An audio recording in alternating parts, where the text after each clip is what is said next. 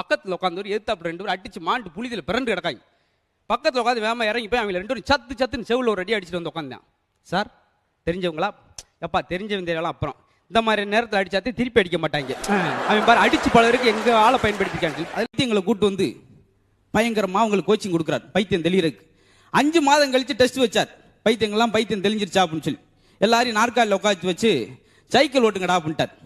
அதில் எல்லாரும் அப்படி கிருன்னு சுற்றிக்கிட்டு இருக்காங்க. அதில் ஒருத்தன் மட்டும் சுத்தாமல் உட்காந்தான். இவருக்கு ரொம்ப சந்தோஷம். நம்ம இவ்வளோலாம் வைத்தியம் பார்த்து ஒரே ஒருத்தன் வைத்தியத்தில் தேர்ந்து தெளிவாயிட்டானே அப்படின்னு சொல்லி, ஏப்பா நீ ஓட்டலையா அப்படின்றார். நான் கொடைக்கானல் மலையிலேருந்து இறங்கிட்டு இருக்கேன், எதுக்கு வீணா பெடலை சுற்றுறதுக்கு அப்படின்னு இருக்கேன். அப்போ அதுவும் போச்சு. இன்னொரு ஆள் டீ பார்த்துக்கிட்டு இருந்தார். அப்போ ஒரு ஃபோன் வடக்கு எடுத்தார். ஹலோ, ஒன்றும் கேட்கலங்க, இருங்க லைனில் இருங்க, நடுவிட்டு வரேன். சார் இப்போ சொல்லுங்க. போய் ஒன்றும் கேட்கலையே, அப்படி இருங்க மொட்டை மாடிக்கு வரேன். 6வது மாடி போய் அங்கேயும் கத்துறேன். ஹலோ அப்படின்ட்டான். சின்ன போய் கொடுக்குன்னு மேலே ஓடியாந்து, அப்பா ரிமோட்டை கொடு, இந்த இருக்கு செல்போன் யூஸ் போல, எது போன் எது ரிமோட்டுன்னு தெரியாமல் தெரியாடா. பையனை கூப்பிட்டு, டேய் செக்கை பேங்கில் போட்டு வாடா. போட்டு வந்துட்டேன்ப்பா. போட்டு வந்துட்டோம்னா இன்னும் கிரெடிட் ஆகலையாடா. நான் போட்டு வந்துட்டேன், நம்பினா நமக்கு நீங்களே போய் பாருங்க. போய் பார்க்குறாரு, வரண்டாவில் அடக்கு செக்கை வந்து வரண்டாவில் ஓட்டு அவன் பாட்டு வந்துருக்கேன். அவர் சொல்லணும் போட்டு அங்கே வாங்கிட்டு வாடா சிலிப்பான்னு சொல்லி வரண்டாவில் ஓட்டு விறுவிறு வந்திருக்கேன். 40,000 ரூபாய்க்கு 4 மைலை வாங்கி பிடிச்சிட்டு போனேன். காலையில் 7 மணிக்கு அந்த ஏரியாவே கூட்டிட்டாங்க. என்ன வினோதமான இருக்கே, என்னங்க 4 மைலோட போகிறீங்க? டாக்டர் சொன்னார், உடம்பு குறையிறதுக்கு தினம் 4 மைல் நடக்கணும் அப்படின்னாரு. அது இந்த 4 மைல் இப்படியே கையை பிடிச்சி இழுத்துட்டு போகிறது. அதுதான் அறிவு வந்து எல்லாருக்கும் 5 அறிவு 6 அறிவு, இப்போ எனக்கு 7 அறிவு. ஒரு ஆள் ஆப்பிளை வாங்கிட்டு வந்தார். கொடுத்துட்டு, மஞ்சள் காலம் வந்தால் சாப்பிடவே முடியாதடா முத்து. ஆமாப்பா அப்படித்தான் இருக்கு. பசி எடுக்காது. ஆமாம். ஏங்க இப்படி சொல்கிறீங்க? உங்களுக்கு வந்திருக்கா? எனக்கு எதுக்கு வருது? நான் எவ தாலியாத்தேன், நான் எவன் சோத்தில் மண்ணலி போட்டேன், நல்ல மனுஷன் என்ன வருது அப்படின்றாரு. அப்படியே நான் 30 ரூபாய் எக்ஸ்ட்ரா கொடுத்து 2 ஆப்பிள் வாங்கி நீங்கள் முதல்ல காலி வேண்டியா. நான் என்ன ரெகுலர் அந்த வேலையை செஞ்சுக்கிட்டு இருந்த மாதிரி. பகல் 1 மணி வெட்ட வெளிச்சம், சூரியன் பிச்சுக்கிட்டு எரியுது. மொட்டை மேலே போய் சட்டையை கழத்திட்டு அப்படி இப்படி மட்டமெல்லாம் படுத்து தூங்கிருக்கான். பக்கத்து மெத்தெல்லாம் கூட்டிட்டாங்க. யார்ப்பா என்ன மாடியில் எப்படி படுத்திருக்கா? என்னான்னு கேட்டக்கு, குண்டா இருக்குன்னு டாக்டர் போனேன். அவரை வகுத்த ஒரு வாரத்தை காய போட சொன்னார். அதுக்காக மொட்டை மேலே காய, நல்ல வேலைக்கு உடலை காய போனால் வெளியே உருவி கொடியில் காய போட்டுப்பான் போட. வேறு முதலாளி கூப்பிட்டு கொக்கு ஒன்று சுட்டு கறி கொண்டு வாடா. தொழிலாளி பிள்ளை சின்ன போய் போனேன். காட்டில் போய் ஒரு கொக்கை சுட்டு பார்த்தினப்ப நல்லா டேஸ்ட்டாக இருக்கும். ஒரு கால் சப்பையை பிடிச்சி சாப்பிட்டான். வந்து முதலாளி கொடுத்தேன். ஒரு கால் தான் இருந்துச்சு. எங்கடா இன்னொரு காலம் அப்படின்றார். ஒரு கால் தான் கொக்குக்கு அப்படின்னா. உலகத்தில் கேள்விப்பட்டதில் கொக்குக்கு ஒரு காலா, எங்க வா அப்படின்னு சொல்லி இவர் வந்தார். அதே மாதிரி ஒரு கொக்கு இருந்துச்சு, ஒத்த கால் இருந்துச்சு. ஒத்த காலம் நிற்கிது அப்படின்னு இருக்கான். இவர் ஒரு கல்லை கொண்டு எரிஞ்சிருக்கார், பறந்துருக்கு 2 காலோட. 2 கால் இருக்கடா, நான் நிற்கும் போது சுட்டேன் அப்படின்னு இருக்கான். அவர் அதுக்கு என்ன செஞ்சு பேசாமல் விரும்புன்னு வீட்டுக்கு தான் போக முடியும். ஒரு 2 வீலரில் ஒரு ஆள் போயிட்டு இருந்திருக்கான். போயிட்டு இருந்தேன்னே செக் போஸ்ட் பிடிச்சார். Traffic police.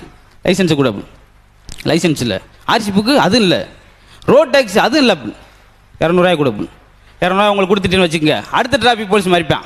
அவன் 200 ரூபா அவனுக்கு தர முடியாது. அடுத்து கேர் மறிப்பான். 200 ரூபா இதே வேலையாக போயிருமா அப்படின்னு. குடியா, நான் உனக்கு சொல்கிறேன் குடியா அப்படின்னு 200 ரூபா கொடுத்தேன். எந்த டிராஃபிக் போலீஸ் மறிச்சாலும் கிளி அப்படின்னு சொல்லி, இதே நாங்கள் ரகசிய வார்த்தை உடனே போக சொல்லிடுவாங்க. இவனுக்கு சந்தோஷமாக போச்சு. போயிட்டு அடுத்த டிராஃபிக் போலீஸ் நிறுத்தினார். லைசன்ஸை கொடு, கிளி ரைட் ஓடு, பறந்து ஓடிடு.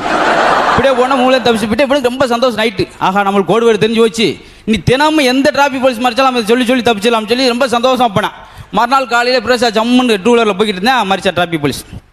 லைசன்ஸ் எடு கிளி, இன்னைக்கு காக்காடா கொடுத்து நீ வாட்டு வேலையை பாரு அப்படின்னு. ஏன்னா நம்ம யோசிக்கிற அவங்க ஏன்னா கைதி 403 உனக்கு நாளைக்கு தூக்கு, கடைசி ஆசை உனக்கு எது இருக்கா? நான் ரஜினியை பார்க்கணுங்க சார், அவர் ரொம்ப பிடிச்சானால அவரை பார்க்க முடியாது. எதுக்கு உங்கள் ஒய்ஃபை பார்க்குறீங்க? அதுக்கு தூக்கே போடுங்க, சந்தோஷமாக போயிடுவேன். அதை பார்க்கலாம்னு இங்கே வந்து அப்படி. இந்த ஊரு பள்ளிக்கூடத்துக்கு எப்படிங்க போனா? எனக்கு இருக்கிறது ஒரே ஒரு மாடு, அதை வச்சு பொழப்பு நடத்துறேன். அதை விலை கேட்கிற? ஐயோ, இந்த செவிட கூட பெரிய தொல்லையா போச்சு. என்ன விஷயம்? நமக்கு இருக்கிறது ஒரே ஒரு மாடு, அதையும் விலை கேட்கிறாண்டி. சோத்துல கல்லு இருந்தா கடைக்காரங்கிட்ட போய் கேளு, என்ன வந்து கேக்குற? என்னமா அப்பா கிட்ட பிரச்சனை? உங்க அப்ப சோத்துல கல்லு இருக்குன்னு சொல்லி வெளியூர்காரன் முன்னாடி என்ன திட்டுறாருமா. ரொம்ப மோசமா. நீ மாப்பிளைய பக்கத்துல வச்சுட்டே பிடிச்சிருக்கான்னு கேக்குற? வெக்கமா இருக்கதா? யாரு பாட்டி? அம்மாவும் அப்பாவும் மாப்பிளைய பக்கத்துல வச்சுட்டே பிடிச்சிருக்கான்னு கேக்குறாங்க, வெக்கமா இருக்கதா? கடலையே உடச்சுக்கிட்டு இருக்கேன், தின்னு சொன்ன இதனால பெரிய பிரச்சனை ஆயிரும். ஆமா, குடும்பத்துக்கே பேட்டரி வீக்கா? நேற்று நான் டூர் போனேன்டா. டூர்ல என்ன பார்த்தேன்? 40 அடி அகலத்துல 80 அடி உயரத்துல சாப்பிட்ற கீரை ஒன்று வளர்ந்துருந்துச்சு. அப்படி பேதலிச்சிட்டேன் பக்கத்துல. இப்போ அடுத்த ஒரு போர்டு போடணும். அவன் ஆரம்பிக்கிறான். நேற்று நானும் ஒரு டூர் போயிருந்தேன்டா. நீ என்ன பார்த்தப்ப 120 அடி அகலத்துல அவன் மிரண்டு ஆத்தடி என்ன நம்மளை மிஞ்சிட்டானே அப்படின்னு. 200 அடி உயரத்துல சொல்ற என்னது ஒரு பானைய ஒரு கொயவர் செஞ்சுக்கிட்டு இருந்தாரு. அவ்வளவு ஒரு பானையை எப்படி ஒரு கொயவர் செய்ய முடியும்? அப்படி செய்யாட்டி எப்படி உன் கீரை எதில் அவிக்க முடியும் அப்படின்ட்டு அவன் இவன் பட்டு சரட்டுன்னு சட்டையை கிழிச்சிட்டு எந்திரிச்சு பஸ் பக்கம் ஓடி போயிட்டான். ஒரு பெரியவர்கிட்ட போய் கேட்டான், ஐயா 1999 வருஷம் ஜூன் மாதம் 13ஆம் தேதி பேப்பர் இருக்கா அப்படின்னு இருக்கான். அவர் தேடுன்னு அலமாரிலாம் தேடி டிராவை பிடிச்சி இழுத்து குப்பையா ஆக்கி விடவே கண்டுபிடிச்சு கொண்டு வந்தார். 1999 வருஷம் பேப்பரு 13ஆம் தேதி ஜூன் 13 இந்த இருக்கு அப்படின்னாரு.